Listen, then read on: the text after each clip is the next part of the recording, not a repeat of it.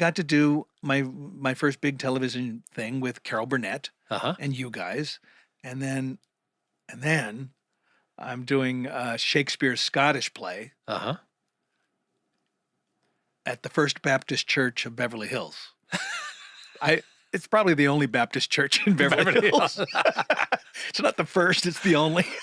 And I got a traffic ticket. I think that's the bad luck associated with doing this play. Uh-huh. Because there's always some sort of bad luck that happens. And I get a traffic ticket and I go to traffic school for 8 hours and I sit next to this lovely woman who turns out to be an agent, I think at the Gersh agency. Right. And we're talking about people we know in the business for 8 hours. We're learning, that the only thing to fall out of a car legally is water or chicken feathers.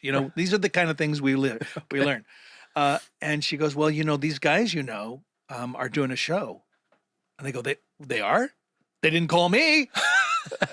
Indignant without, any animosity about that.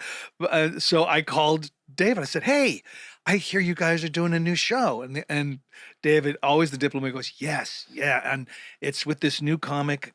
There's nothing in it for you, Richard.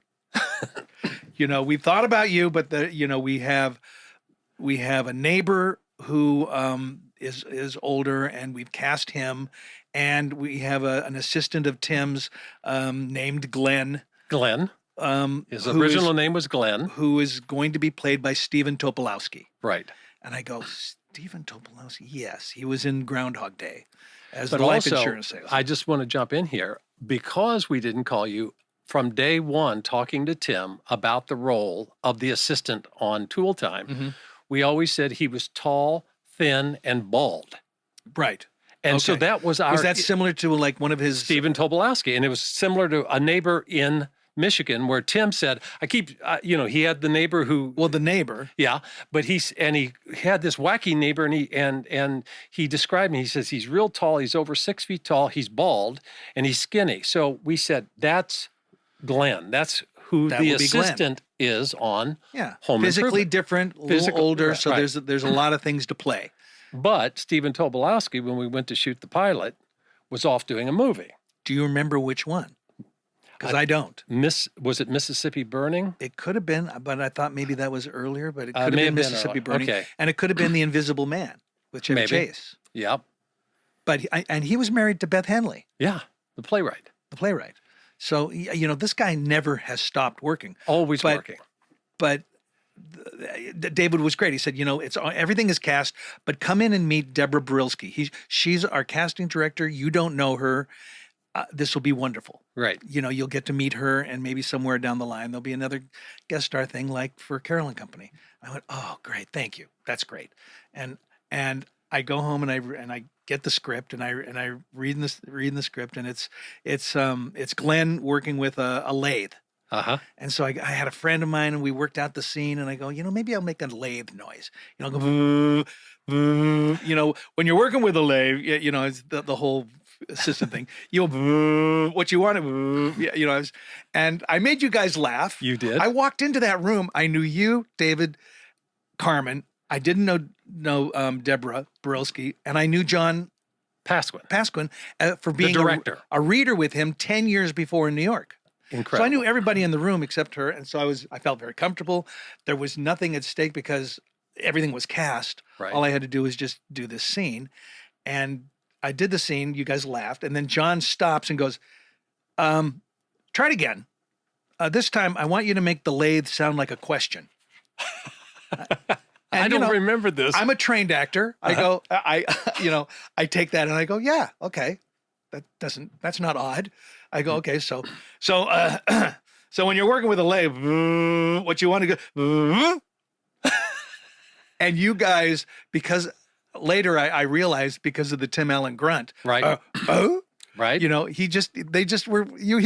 was playing with me, but I did it. Yeah. And I walked out of that room feeling very good about that. Right.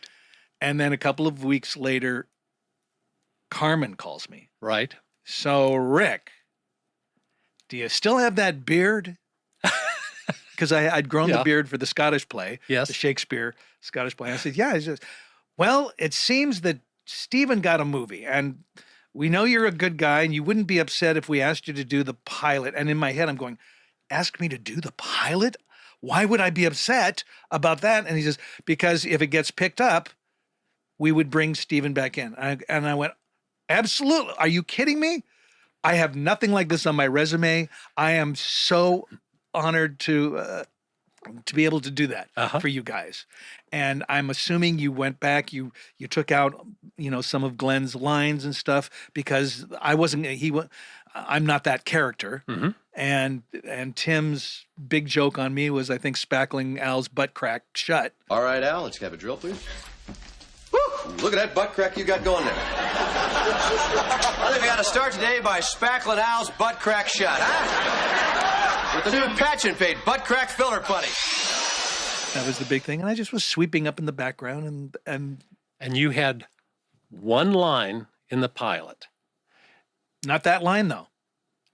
No. It wasn't, I don't think so, Tim? No, it was like the second or third episode, because Stephen got another movie. And after the show got picked up, which obviously, every ad agency loved this show. Right. They said, Stephen got another movie. We might need you to do, 2 or 3 episodes. And I go, oh my God. And every step of the way, we were honest. We said, Richard, totally honest. We're going to keep using you, but as soon as he's freed up. But did you realize Tootie was pregnant now? I didn't. Tootie is your wife. My wife. Of how many years? Well, it'll be 38 this year. 38 years. We're going to talk about that in a minute. But Tootie was pregnant. With Cooper, your son. I'm an apartment manager. I'm, an actor with a great credit now, and a couple of more episodes. And I don't think it was like the second or third show where Tim had this joke like, hey, Al, you think they call it molding because it's been in the refrigerator too long? And I just let him have that laugh. It's like, I'm throwing grapefruits up for him to hit out of the park, and I know my place. And he gets that laugh, and I just let him have the laugh. I let the audience have the laugh. And the audience hasn't seen the show yet. Yes. They don't know who these people are. Right. They're just watching a little play. The live audience at the taping. So it's not aired yet. Yeah. They're watching this cold. So I let him have that line, and I'm just looking at him. I'm not doing anything. My face is relaxed. I'm not trying to overact and just as I'm about to say this line, there's another laugh. And I immediately, in nanoseconds, I go, oh shit, did I milk that? I didn't milk that. I don't think, but it's a nice laugh. I guess it's a reaction to me looking at Tim. I guess, I don't know. This is all happening in fast. So I let that laugh happen. And then I look at him and I go, I don't think so, Tim. I don't think so, Tim. George, hold your own nail. I don't think so, Tim. Lisa? I don't think so, Tim. And that got a laugh.